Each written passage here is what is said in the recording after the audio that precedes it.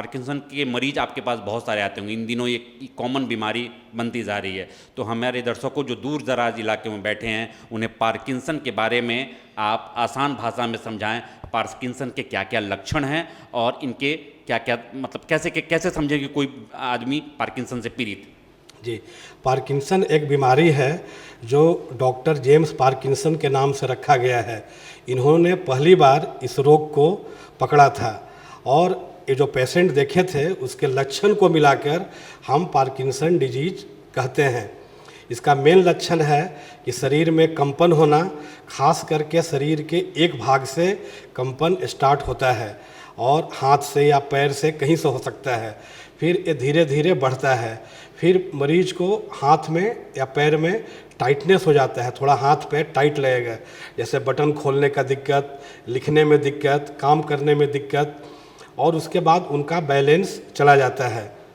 तो और मरीज का जो कंपन होगा वो खास करके रेस्टिंग अवस्था में रहेगा। जब मरीज शांत रहेंगे तो उनका हाथ धीरे धीरे कांपते रहेगा, लाइक इस तरह से, तो इसको बोलते हैं रेस्टिंग ट्रेमर।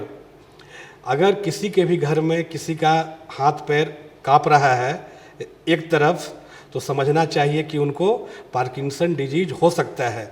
और अगर सर काँप रहा है तो उम्मीद बहुत कम है, अगर हाथ के साथ साथ सर भी काँप रहा है तो यह पार्किंसन डिजीज होने का बहुत ही चांस कम है। इसमें शरीर के एक भाग में ही कंपन होता है। चलने के टाइम में लगेगा कि मरीज थोड़ा फास्ट चल रहा है, उनका सभी एक्टिविटी स्लो हो जाता है। और एक होती है पार्किंसोनिज्म, जिसमें मरीज का पूरा हाथ पैर सब में कंपन, दोनों तरफ जकड़ जाना, जो कि साइकियाट्री का दवा खाने के बाद और बहुत सारे रोगों में हो जाता है। लेकिन पार्किंसन डिजीज का कारण अभी तक स्पष्ट नहीं मालूम है। इसमें शरीर के एक भाग से ही यह रोग स्टार्ट होता है।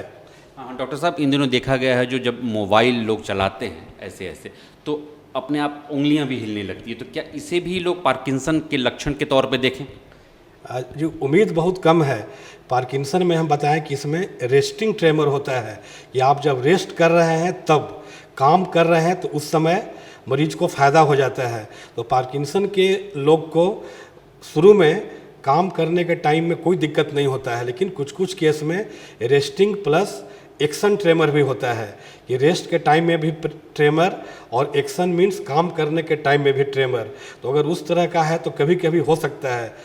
अमूमन यह जो होता है रेस्टिंग ट्रेमर ही ज़्यादा लोग को होता है।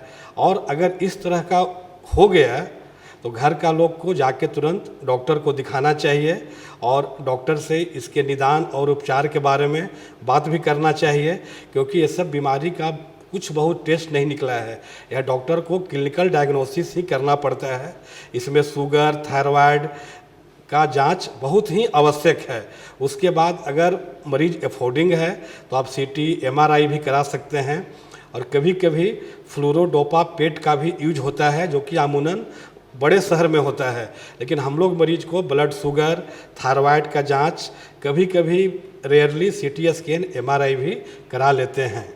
डॉक्टर साहब, आप तो ये बता दिए कैसे पहचान किया, ये टेस्ट करवाएंगे तो पार्किंसन का पता लग जाएगा, लेकिन अगर पता लग गया तो फिर क्या इलाज क्या है इसका? जी जी जी जी, हम लोग सभी मेडिकल स्टूडेंट को पढ़ाते हैं कि अगर आपके मरीज के पास पैसा रहेगा तभी उसी में आपका सुखी है। तो हम लोग चाहते हैं कि पार्किंसन मरीज का पैसा उनके पास बचा रहे, तो उनका जो भी टेस्ट है कम से कम जो कि उनके काम का है हम लोग उसी पे कराते हैं। बहुत ज़रूरी हुआ तो ब्रेन का इमेजिंग, सीटी, एमआरआई कराते हैं। और इसकी दवा बहुत ही सस्ता है, उसे बोला जाता है लीवोडोपा, बहुत ही सस्ता आती है। सरकार इसका प्राइस बहुत घटा दी है और ये बहुत ही ज़्यादा इफ़ेक्टिव है।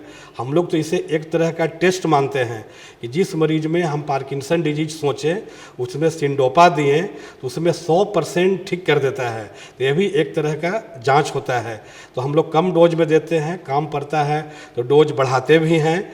और अगर मरीज को नींद का कमी है तो थोड़ा सा क्लोनाजेपाम वगैरह भी दे देते हैं। अगर मरीज को ये सब बीमारी दवा से बहुत अच्छी है तो अच्छा बात है। यह 5 से 7 साल बहुत अच्छा रहेगा। उसके बाद दवा का साइड इफ़ेक्ट होना बहुत ज़रूरी है। अगर पार्किंसन डिजीज में लेवोडोपा का साइड इफ़ेक्ट नहीं हुआ है, तो हम लोग दो चीज़ समझते हैं, चाहे तो डायग्नोसिस गलत है, पार्किंसन नहीं है, या मरीज़ दवा नहीं खा रहा है। और वैसे अवस्था में हम लोग बहुत सारे दवाइयाँ हैं जो देकर इनको ठीक करते हैं। और आजकल ब्रेन का पेसमेकर भी निकल गया है, जिसे बोलते हैं डीप ब्रेन स्टिमुलेशन। अगर किसी को सिंडोपा का डोज बढ़ाने से अच्छा हो जा रहा है, वैसे केस में अगर बहुत ज़्यादा टैबलेट देना पड़ रहा है, तो हम लोग मरीज को डीप ब्रेन स्टिमुलेशन भी कराते हैं। और यह सरकारी संस्थानों में बहुत कम पैसा में उपलब्ध है।